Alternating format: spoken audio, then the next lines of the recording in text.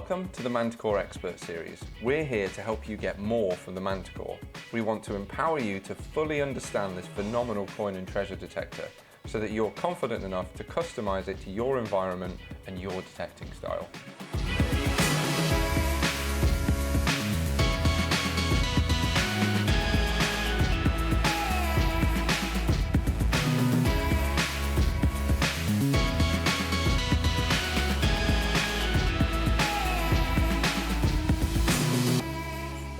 Hello everyone, welcome to part one of the Manticore Expert Series. My name's Scott, I'm going to be guiding you through this series. Today's theme overall is don't listen to the internet. We're also going to be covering some stuff on sensitivity and recovery speed. But first of all, let's get into those internet settings. We are going to head over to Luke and Paul now, and they're going to show us an example of a machine which has been set up with some common internet settings. You'll hear as they slowly bring that machine back into line, they'll be reducing sensitivity, they'll be adjusting the recovery speed to a more sensible number, you will hear targets become clearer, and you will see a clearer visual display on the 2D ID screen. So let's head over and see what happens. I've got my recovery speed on 2, sensitivity 35. So you're running it really hot, Really deep. Really hot.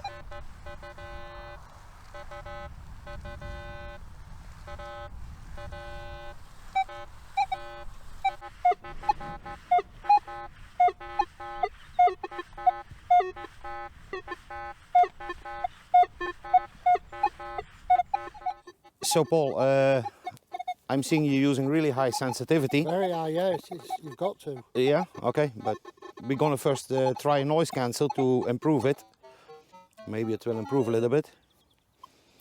So, we know we have a target below your coil, swing above it. So if you look at the screen, there is no clear indication. It's full of flakes and so we're gonna lower down your sensitivity. I suppose 21 was a good way to go over here. And if I look at your recovery, you have recovery of 2. I'm gonna bring it back to 5. So swing above the target now. That's a way better feedback. So you see straight away on the screen, you have an iron indication and you have a deep target which is leaning to the lower Ferris limits. So I think this is the way to go. There you go. A hell of a difference. Wow, the internet wasn't right. No, could happen. So as you can see, high sensitivity and maximum sensitivity in particular is not always the best. Sometimes you need to adjust this for your ground conditions. We wouldn't advise running on 35 all the time. Think about where you are and adjust for the ground conditions, because you will actually miss more targets by being on maximum sensitivity all the time. Same with the recovery speed. You can see there that they dropped the recovery speed. 5 is the default recovery speed on the Manticore. It gets great depth at that rate. If you lower your recovery speed, you will get, or most of the time, you will more likely to get deeper targets, but the target separation that you lose will actually, unfortunately, you'll lose more targets than you gain by getting the depth. So just remember that in detecting, everything is a trade-off. If you're going to put your recovery super low to get that extra depth, you're going to lose target separation. If you're going to put your sensitivity to maximum, once again, target separation is just nowhere and you're just listening to too much of the soil. Paul is now going to demonstrate how to set the sensitivity on the Manticore. And what he's going to do that's really interesting is he's going to do it in 2 different locations, just to show you that it will be different, and it will be, if you want to optimize your sensitivity properly, you need to set it up for your environment. Don't just have the same number every time. So we're going to head over, we're going to do some land detecting, and then we're going to do some beach detecting. Let's see what he's found. So welcome along, let's have a look at sensitivity. How high, how low do you go? Do you need to go maximum for maximum effect, or do you need to keep it quiet for maximum effect? So what we've got at the minute is a sensitivity of 17. We'll raise it up and see what the effects are on the ground. So at the minute we'll run up at 30. We'll go maximum and you can hear just by doing that over the ground. So if you've got your sensitivity too high, what you're hearing is what you think is signals everywhere. And if you try and pick out one in between all the noise, it's just near impossible. So what we'll do, we'll lower it right back down to where it stops chirping all the time.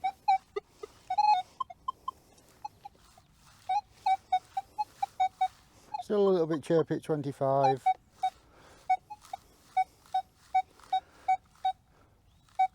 That's at 22, so now we can hear a clear target.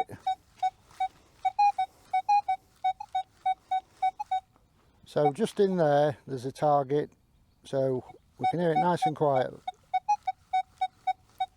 So if we raise it back up, we should lose that amongst all the chatter.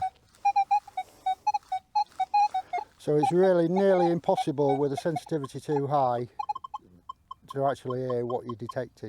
So the quieter your sensitivity for where you're detecting is going to work a lot better in your favour for hearing more targets and not trying to distinguish a false signal from a true target.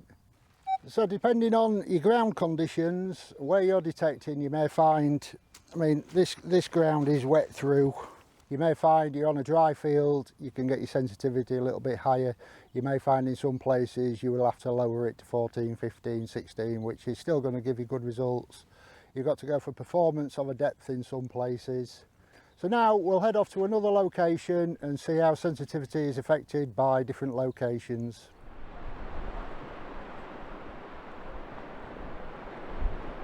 So different locations, some of you may recognise it, some of you may not, but we're going to have a look again today at sensitivity. Now on the beach we've got water, we've got salt, brilliant conductor. So we could have a couple of options on which search mode we choose, but at the minute we're just going to run all terrain general because you get the stabiliser function, which is going to allow us to get the sensitivity up a bit. So at the minute all we're going to do is have a short swing. We can check the ferrous limits if we need to adjust them. You can see the other video on adjusting them, and we're just going to have a listen and see what happens to the sensitivity. So at the minute we're on 20, up to 29 it starts chirping, 27 it's comfortable, it's happy, it's quiet. What also we could do is just use a stabiliser, because on all terrain general you get the stabiliser function, whereas on the beach modes you don't get the stabiliser. We can just use a stabiliser just to lift it up to about 3 or 4 and it'll just stop any chirping. So we may even be able to get the sensitivity a little bit higher. So it's quite happy run a little bit higher with a little bit of stabiliser. I'm just going to clarify the last part of the video there. Paul opted to use all-terrain general on the beach. The reason he did this is that the stabiliser function is enabled in all-terrain general, but it isn't in beach mode. So by using all-terrain general, he can engage the stabiliser and he can push his sensitivity a little bit higher. This is a little bit more advanced, so I just thought I'd explain that. And something to note as well that's quite interesting, on this session we had Mark, Luke and Paul detecting for a number of hours on the beach. What is interesting is all those 3 detectorists chose a different method, a different search mode and a different style of detecting.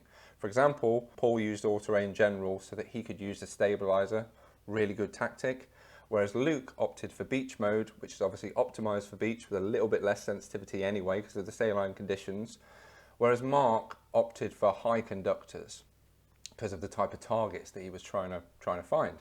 So that just shows you that with a bit of knowledge you can experiment, you can do your own thing. There is not one setting on the Manticore to hit the beach. You do what you want to do. And once you understand the basics like recovery speed, sensitivity, once you're comfortable setting them, that's when you can start experimenting. In the last part of this video, we're going to be talking to Mark Lorry, Minelab's General Manager of Engineering. He's going to be talking through the different search mode options that we have on the Manticore, and he's also going to be giving some good advice on how you can be sure that the changes you make to your detector are actually for the better when you're out on a session. Let's head there now. Hello, welcome. I'm here with Mark Lorry, Minelab's GM of engineering, and we are going to talk about search modes on the Manticore. Search modes on the Manticore are great. There's a great variety of them. When we first had a conversation when the Manticore was launched, I asked for your advice. I said, what is the best way to run this machine? And I think I said, We want the general one, which is the main default from factory reset. We want that to just work for everyone. so you should be able to just turn the machine on, run with the defaults, and for a good part of your metal detecting career, not change much. And I think that's what people are finding. All-terrain general is something we're hearing often. I just run an all-terrain general and I make adjustments and I kind of stay there. You've obviously got loads of other modes as well. Have you got any other modes in particular that you like? I mean, there's a mode for trash, there's a mode for going a bit deeper, so it depends a little bit if you're familiar with the area that you're targeting. Then you could probably move to some of the other modes that are more specific, but in general, just starting with that general mode, the very first one that's there when you power the machine on for the first time after you've purchased it, that's a great mode. Sometimes at events, one thing we've seen is people coming away from the presets and making adjustments and generally for the better, but sometimes we find that people are getting quite far away and making so many adjustments that they're nowhere near. I mean, that's fine in a sense that they've been doing some experimenting and their curiosity's led them down a certain path of trying some different things. What I would say is just periodically go in, reset that mode back to the factory defaults for that mode and just see how different it is and just check that you haven't lost some performance in some dimension. So make sure you are making improvements. Yeah, don't make a heap of changes and then not check that you've actually done it for the better. Because you might end up spending a number of detecting sessions wondering why you're not finding anything. It's maybe because you've accidentally masked out some good targets. Another thing you can do out in the field is if you're starting in all-terrain general and let's say you're starting some experiments of changing recovery speed or maybe the audio profile, you can actually switch to all-terrain fast, which is actually reasonably similar. It does have a different audio setting, but in terms of actual raw performance, it's a very similar mode. And so you could just switch between those two very quickly to know if you've gone too deep down a rabbit hole of changing all-terrain general. So all-terrain general remain the same while you change the fast setting? Or either or, just pick one that you're going to do your experiments on and then periodically check back with the other one. So if you're going over a target and it sounds really faint, just check it with the other one and maybe it's a bit stronger and you realise, oh, hang on, maybe adjusting the recovery speed to that extreme is actually losing me some depth, for example. Cool, brilliant, thank you. Join us in the second episode of the Manticore Expert Series, where we will discuss recovery speed, the stabilizer and product updates. And please contact us with any questions you might have.